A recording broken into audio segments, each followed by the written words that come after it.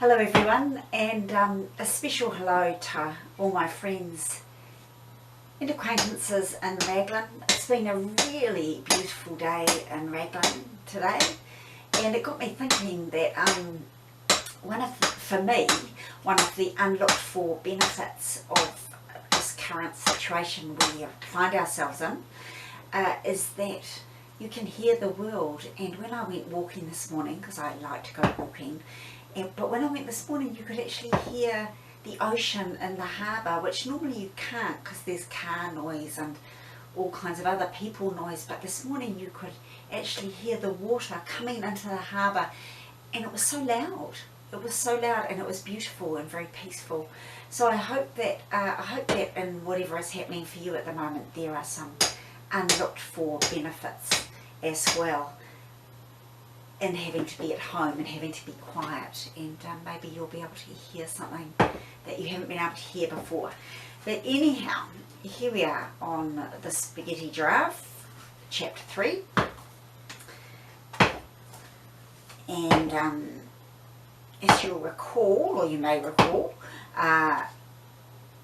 Mina Cucina is not having a good time cooking. She's spilling the spaghetti, and Gorgon, her best friend, has just arrived. Gorgon laughed when he saw the spaghetti on the floor.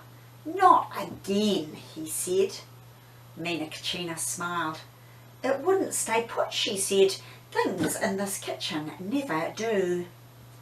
The problem was with Mina Cucina's hands. They fluttered and flitted, quick and bright as birds. Things flew from them. Flowers, glasses, cats, toothbrushes, spaghetti pots. She juggled, jiggled, jounced and dropped. "We'll clean it up," said Gorgon. Gorgon used a fish slice to scrape the spaghetti off the floor, and Mina Cucina levered it back into the pot. Then Gorgon washed the floor while Mina Cucina made strawberry tea. They returned to the balcony to drink it. Neither of them noticed another, smaller pile of spaghetti lying next to the cooker. It was not a tidy pile, nor was it contained. The strands of spaghetti lay spread-eagled, with several long pieces sticking out from one side and a smaller flick poking from the top.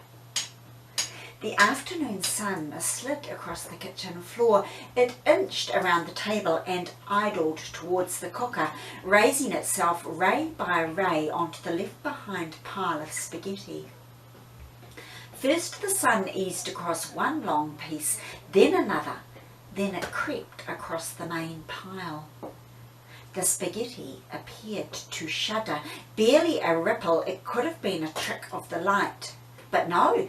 For now the spaghetti began to move, slowly at first like a flame, unsure if it wants to light. Then more smoothly the spaghetti strands lifted and leaned against one another, taking on and testing a new shape. Here there was a leg, there a neck, the small flick was a tail, the longer pieces yet more legs.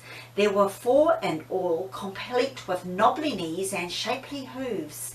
The main pile became a body, while the neck continued to grow and grow, then tuck itself over, and there was a head with horns.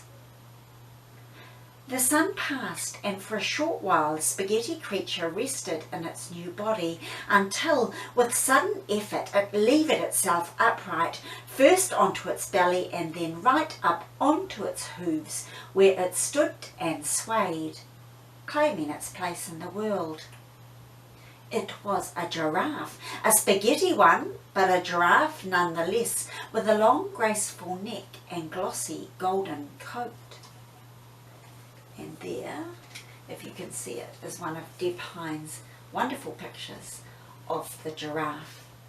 But I'll put that up on my Facebook page so you can see it better, because it's pretty hard to see it in the book.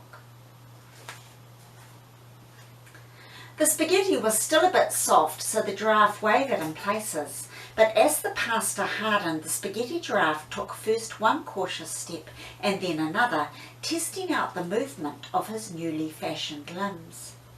Before long, the spaghetti giraffe was skip-skittering around the kitchen like a lamb, At times he ended up splayed under the chair, at others belly skimming across the floorboards, legs flailing wildly at his sides. But the giraffe didn't mind. This was life, this was movement, this was purchase and progress. No more standing in the spaghetti jar. This was something different altogether, and the giraffe loved every skittery, jittery step of it. And that's the end of chapter 3. So I'll see you tomorrow for chapter 4.